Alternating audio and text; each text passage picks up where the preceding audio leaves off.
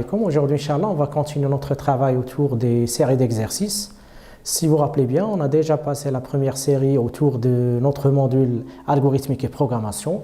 On va continuer toujours avec ce module-là. Donc, on commence par un petit rappel avant d'entamer donc les différents exercices. Alors, si vous vous rappelez bien, notre module algorithmique et programmation, donc, il est censé donc, étudier pour que les élèves arrivent à apprendre comment développer des programmes qui seront exécutés après par la machine.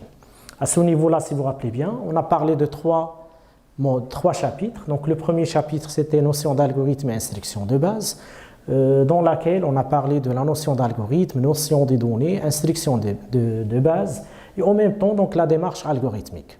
Deuxième module, c'était donc structure de contrôle de base, sur lequel donc, on est arrivé à découvrir ensemble les différentes structures à partir duquel on peut développer un programme, à savoir donc les structures séquentielles, les structures sélectives avec les différentes variantes. Structure sélective simple avec un seul choix, structure alternative, structure imbriquée et puis la structure à choix multiple. Et si vous vous rappelez bien, le dernier chapitre, c'était langage de programmation, plus précisément le langage Pascal.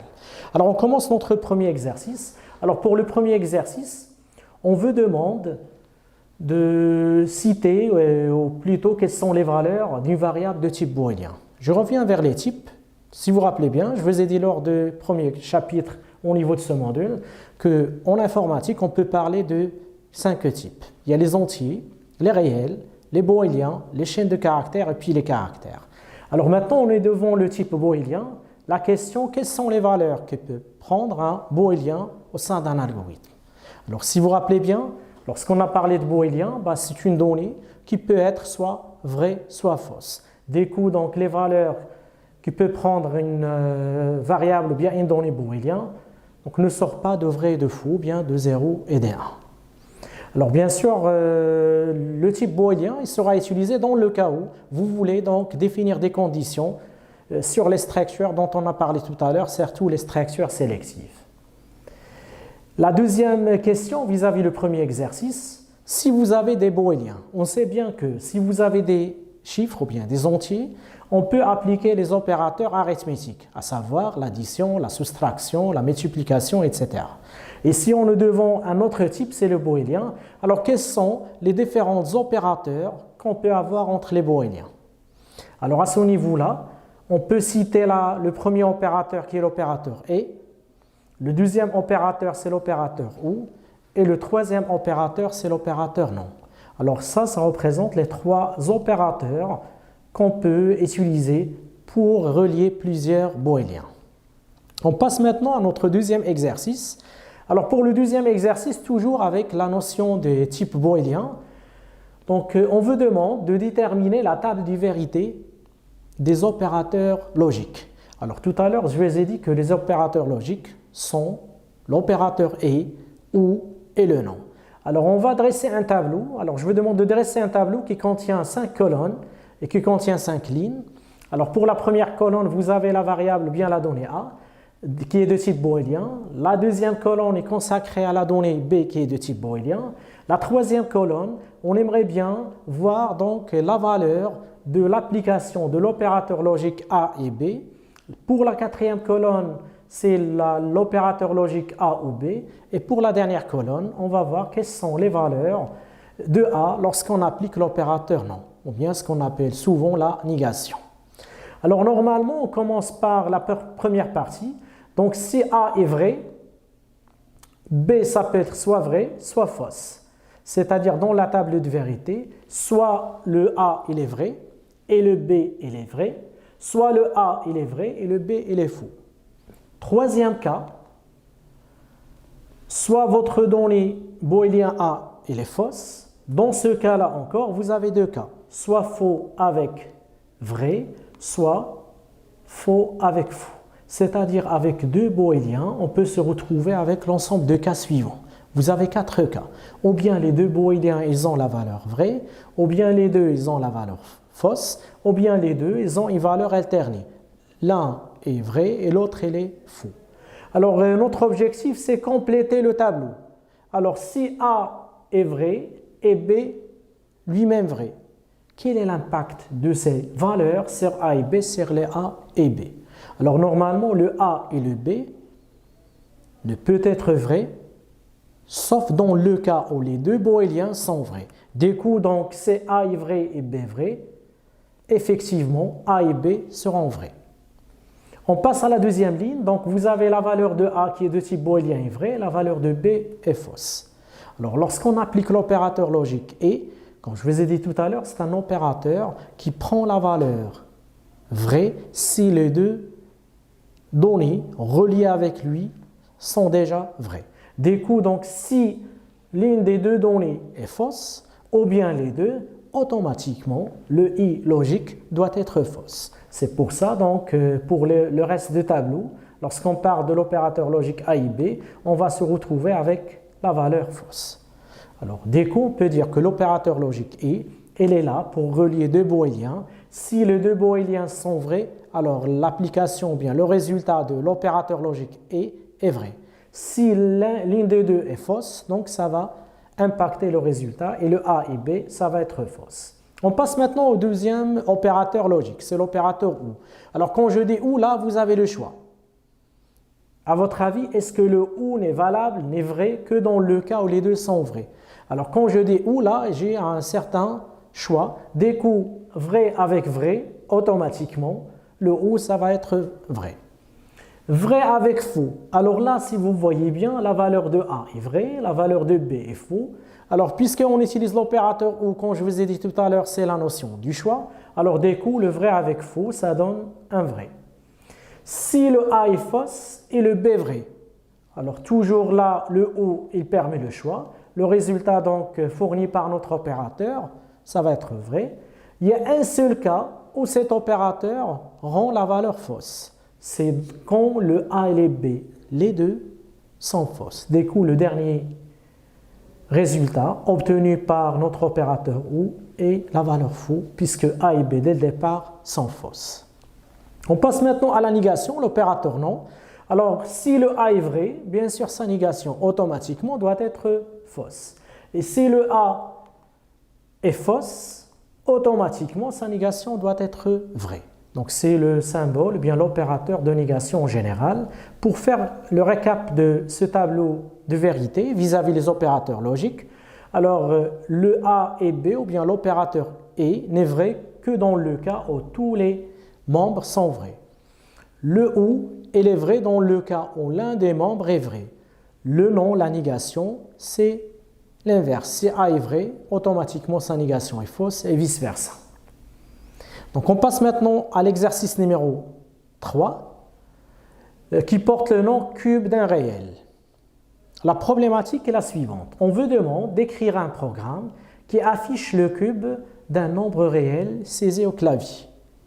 Alors, si vous vous rappelez bien, lorsqu'on a parlé de démarche algorithmique, il y a deux phases avant d'arriver à l'algorithme. Vous avez un problème, c'est calculer le cube d'un nombre réel. Alors, la phase numéro 1, c'est la phase d'analyse. Là où vous allez identifier toutes les données à fournir, les résultats ainsi que le traitement à mettre en place. La deuxième phase, c'est la phase de conception. C'est là où vous allez organiser donc toutes les instructions citées au niveau de la phase d'analyse. Alors on commence par la phase d'analyse.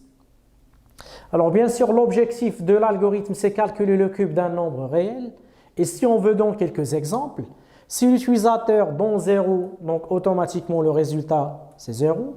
Si l'utilisateur saisit la valeur 1, donc le 1 à la puissance 3 ça donne 1, 2 à la puissance 3 ça donne 8, ainsi de suite.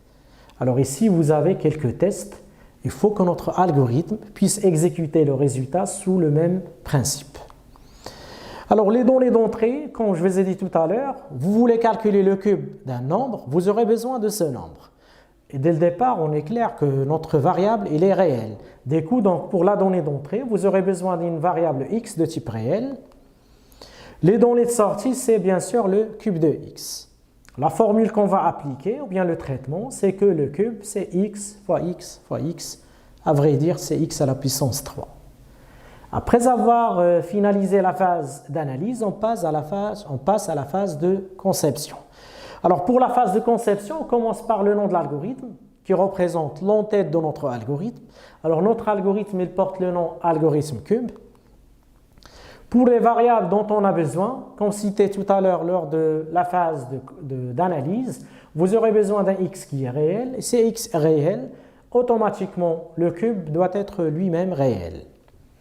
Alors comment le programme va se dérouler? On va demander à l'utilisateur dans un premier temps de saisir la valeur de x. Une fois la valeur de x est saisie auprès de l'utilisateur, on va la récupérer par l'instruction de base lire.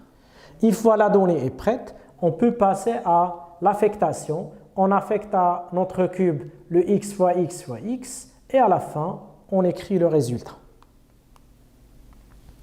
Donc après avoir parlé de votre calcul vis-à-vis donc le cube d'un réel, on va passer maintenant à l'exercice numéro 4 parce que c'est un exercice qui est dédié pour l'affectation.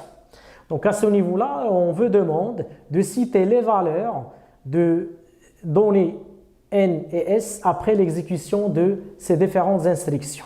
Alors on veut dans le programme déjà, on a affecté à la valeur N la valeur 5, on a affecté à la variable C le caractère C, on a demandé à l'utilisateur de saisir le N avec l'instruction lire, on a affecté à la variable N la valeur 10 et à la fin, on a affecté à la variable N, N plus 1. Ce qu'on veut demander, c'est quelle est la valeur bien, quelles sont les valeurs des différentes données de cet ensemble d'instructions, sachant que l'opération ou bien les instructions de base utilisées dans ce bout de code, donc il y a l'affectation plus la lecture. Alors déjà au départ le n reçoit 5. Après si vous voyez bien on demande à l'utilisateur de saisir un n. Automatiquement on va écraser l'ancienne valeur. Deuxième des choses, l'avant-dernière instruction, on affecte donc l'utilisateur il peut saisir n'importe quelle valeur. On affecte à n la valeur 10, du coup donc on va écraser la valeur donnée par l'utilisateur. Et à la fin, on va incrémenter la valeur de n par 1. Alors ici, la nouvelle valeur de n, c'est la dernière valeur qui est de 10 plus 1. Du coup donc on va sortir avec la valeur 11. Par contre, la variable c, durant toutes les instructions qu'on a ici, donc il porte une seule valeur, c'est le caractère c. Du coup, comme résultat, on peut dire que donc après, bien sûr, l'exécution de ce code-là, au départ, n, il prend la valeur 5. Après, donc, le n reçoit la valeur saisie par l'utilisateur. Après, il reçoit la valeur 10. Et à la fin du code, il va recevoir la valeur 10 plus 1 qui est 10. Alors, en fin de compte, comme je vous ai dit tout à l'heure, après l'exécution de ces différentes instructions, on sort avec un c est égal le caractère c, qui est égal la valeur 11, le n plutôt qui est égal à la valeur 11 et le c qui est égal le caractère c. On passe donc au dernier exercice. On vous demande maintenant d'écrire un algorithme qui ait une valeur entière au clavier et affiche pair, c'est les pairs. Alors ici, donc, on va se baser sur la théorie mathématique, comme vous le savez, pour dire qu'un nombre est pair, donc il doit être divisé par 2. Donc on va essayer d'appliquer ça pour répondre à cet exercice. Alors, ce qui nous intéresse, il faut citer bien, nous, on a parlé de 3 structures sélectives. Et si ce qui nous intéresse, l'utilisateur saisit sa valeur, nous, on va traiter la valeur et on va lui sortir ce qu'il est pair. L'autre cas, donc, n'est pas demandé. Alors, à votre avis, quelle est la structure sélective qu'on doit utiliser pour satisfaire ce besoin? On commence déjà par la phase d'analyse dans notre algorithme. Alors bien sûr, les données d'entrée, c'est votre variable x. Une fois le x est saisi par l'utilisateur, on aimerait bien afficher est-ce que ce nombre est pair ou non. Du coup, donc, les données d'entrée, c'est la valeur paire. Dans le cas où votre x, on peut le diviser par 2. Alors le traitement qu'il faut mettre en place, en algorithmique, donc on utilise le mot-clé modulo. Alors ici, si vous voyez bien, c'est le x modulo 2 est égal à 0. Alors quel est l'impact de cet opérateur arithmétique? Supposons que le x est égal à 6. Alors 6 modulo 2, c'est le reste de la division euclidienne de 6 par 2. Donc c'est-à-dire si je divise 6 par 2, ça donne en quotient 3 et le reste c'est 0. Du coup, 6 mod 2, c'est 0. Si je prends le 5 mod 2, alors si je divise 5 par 2, ça donne 2. 2 fois 2, ça donne 4. Si vous faites la différence entre 5 et 4, donc le reste, ça va être un 1.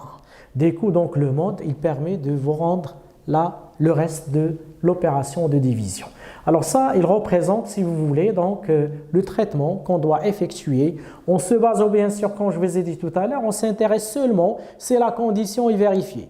Du coup, on va utiliser donc la structure sélective simple avec un seul choix. Alors pour la phase de conception, l'entête de notre algorithme, donc c'est l'algorithme pair. Pour la partie déclarative, vous aurez besoin d'une seule variable, c'est la variable x qui est de type entier. Et pour le corps du programme, afin de répondre l'utilisateur vis-à-vis la valeur saisie, ce qu'il est pair ou non, donc on va demander à l'utilisateur de saisir la valeur de x avec l'instruction de lecture. Deuxième étape, donc on va passer à la lecture de la valeur.